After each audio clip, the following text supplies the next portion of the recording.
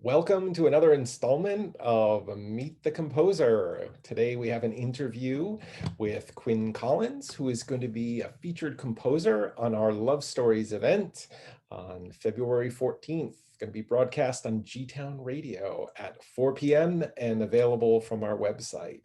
Welcome, Quinn. Hi, Thomas. Yeah. So I guess I'm the composer you're meeting.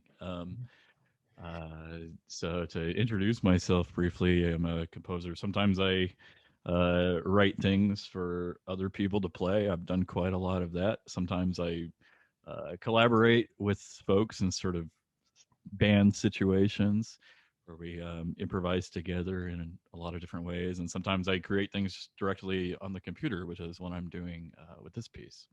Yeah, so you have a really sort of an eclectic background in composition. So how does that sort of eclecticism inform your creativity?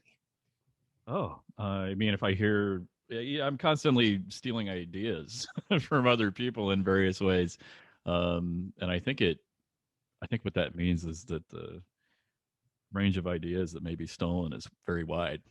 Mm. So, either this could be a production technique or something, and sometimes that even comes from music I don't even like that much personally. You know what I mean? There's anything I can hear and any different sorts of music when you're listening really kind of when I'm listening really kind of omnivorously will, result in your own kind of dialect of what sort of musical dialect the person or the composer speaks personally. And this piece that we've commissioned from you is based on a text and is sort of incorporates spoken word. So Yeah. I'm wondering if you could tell us like what was the inspiration in the text? What did you discover from the text to help you create this piece? Yeah. So I think anytime I get a text and more in many cases it's written, but I have worked with recorded voices a lot as well. I try to stay out of the way.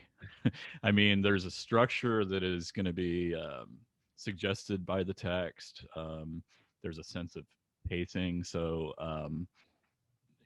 with this one, I think a lot of it's done for me. I took Michael's phrases and I'm sort of spreading them out a little bit more so I can fit music in between and also uh, make it so he could be heard throughout a little bit more clearly because it is important to me that all of the text is really understandable. Yeah, excellent. And Um, and could you talk, sort of walk us through um, how you are creating the piece? What are you? How are you creating the sort of sonicness of it? yeah, the timbres I'm thinking about. There's this software synthesizer that's basically free. That came out recently by Matt Titel called Vital, which is a wavetable synthesizer. And it has a feature called text to wavetable, where you can basically type in text and it creates this sort of file that you can work with inside the synthesizer. So there's some kind of digitized voices that are not even digitized; they're digital to begin with, but digital voices that are in it that are echoing some of the recorded text. So that's what I started with, and I'm sort of just orchestrating around it. I'm using a lot of um, virtual instruments that are kind of digital remakes of old gear from the 70s or 80s or something. Like I'm using a Mellotron emulator, which is a sound I've always really loved. If anybody's anytime I try to tell somebody what a mellotron is, I always say "Strawberry Fields Forever" is the Yeah, the that's mellotron great. flute sound in it is what we think of, right? Yeah. So working with those and other software synthesizers, and I'm interested in. Yeah, he talks about fire and bonfires quite a lot in it, so I'm working on trying to get some of those sounds in there as well.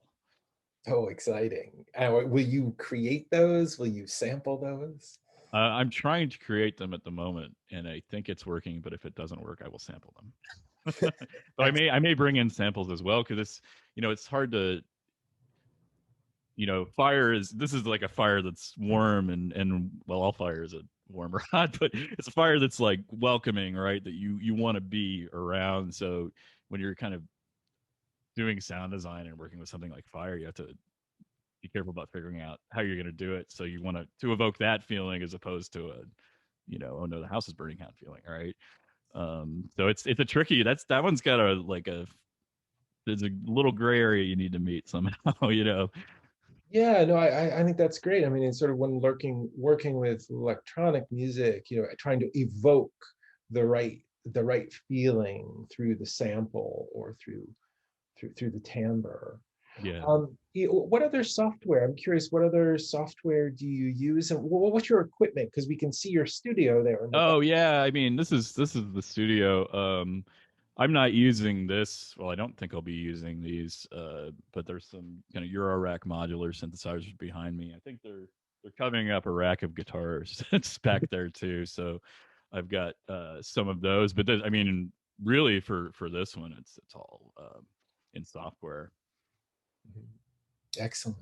Yeah. And this piece and this event is going to be broadcast on Valentine's Day.